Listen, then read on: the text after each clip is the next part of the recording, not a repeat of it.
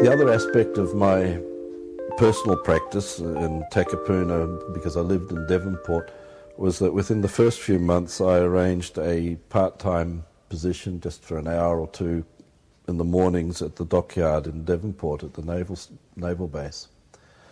And I would go down there, I would write out the ACC form, the doctor would sign it later on in the day when the patient saw him, and that all worked, even though I guess probably it wasn't technically the right way around of doing things, but it worked. So I got a foothold into the dockyard, and the number of rabbits that I had done there, now a rabbit is a private job that the workers there do. That was the time when we had the $10 POM coming into New Zealand. They paid $10 for their immigration into New Zealand. And the tradesmen, the skill of them in that dockyard was second to none. The coppersmiths and the welders and the fabricators and the, you name it, they were so fantastic, but they were all union. They did as little as they possibly could, which was great because they had a lot of spare time on their hand to do private jobs. So I got my new sign painted down there that proudly stood outside my practice for many years. I got them to pour me a nice brass plaque to go on the front door. I had a table that was metal that I found under the house I'd bought to practice out of that was rusty, but it would be quite useful, so I brought it down there and they acid dipped it and they enamelled it and baked it and it came back, and I've still got it and I still use it. And that would have been done in the 70s, and it's as good as it was done then. Shame they couldn't keep the battleships going just as well. So it was an interesting aspect of my practice that, and you'd see these two big fat Pickwickian guys that came in every morning into the clinic. Sister Roberts was the nurse in charge there, and Sister Roberts would weigh each of them and dutifully note the number and take their blood pressure and dutifully note that number and say, okay boys, you know, it's up or it's down or it's down or it's up. Come back tomorrow. And these two guys waddled into the clinic every morning. Of course, they were full of jokes and laughter and discussion about all sorts of things, whatever it was at the time. And they would take at least an hour of their day to go and get their blood pressure recorded and their weight recorded. Not that either of them ever did anything about it, were meant to be on diets, exercised, or did anything at all. Quite the contrary, actually. But it was a great time off work for them.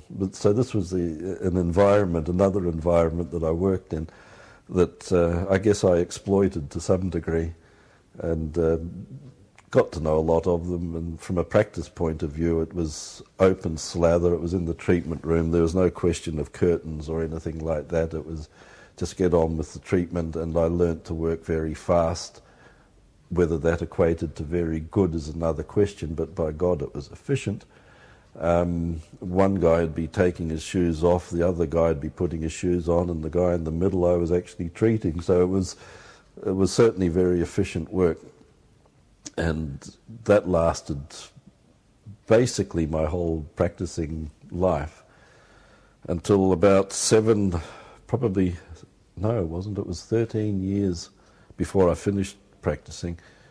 I had a call from the physiotherapist in the Navy hospital, which is a different body to the Navy dockyard. It's a bit technical for the general public. And did I want to take her practice in the hospital, which was up the hill as compared to this little clinic down in the dockyard area. So I bought this practice for $5,000.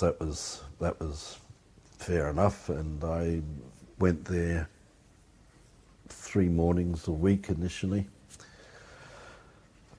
and saw the dockyard guys up there as well, those that needed it, because in those days, by then the dockyard had almost fizzled out. The staff numbers there had been reduced from over 2,000 to about 800, which was quite an attrition. So obviously the patient pool disintegrated as well.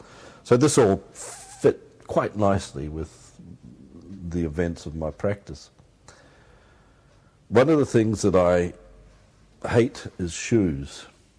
Absolutely hate wearing shoes. And in my own practice, I would always take my shoes off. And in fact, reminds me of a little tale. Fran Elkin, of the head of the school here, at that stage I was president of the society, and she came to visit me on some business to do with the society and the profession and the school and so on. And I brought her around to my office at the back of the building, and we sat down and did our thing. And we were walking back out to the front door. I was escorting her to the front door, chatting as one does and so on. And she just could not stop glancing down at my bare feet. And I said, what's the problem? She said, well, it's not terribly professional.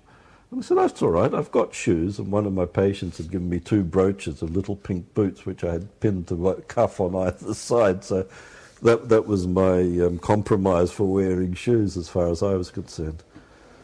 I had gone through a fortune trying to find shoes that were comfortable, were cool and were tight. Because if you're going to do manual work, you need to be grounded, you need to be anchored to the floor.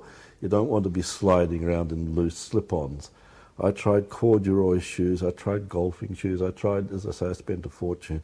And none of them were any good, so in the end I just decided that was it.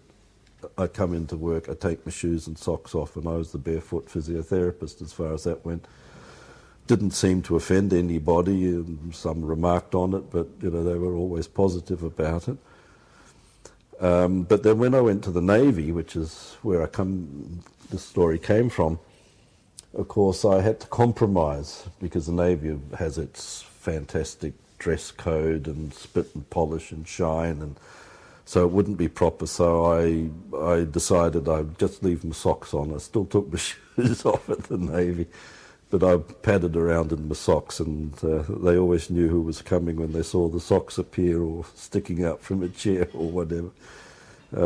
Probably wasn't kosher, probably wasn't the done thing, but it sure worked for me. But it was just the way I worked, still work as far as I'm concerned. Shoes are off, and that's the end of the story. Probably a lot healthier for everybody concerned. Much better for your foot mechanics and the rest of it. So just a little aside there on working at the Navy Hospital. But the thing that stopped me working at the hospital and basically brought a close to my professional life, because at that stage I'd sold most of my practice, 80% in Takapuna, and I was just doing 2 afternoons a week, which under those circumstances, frankly, they dwindle because you're not there. Your patients drift off to people where they can be seen when it suits them and so on.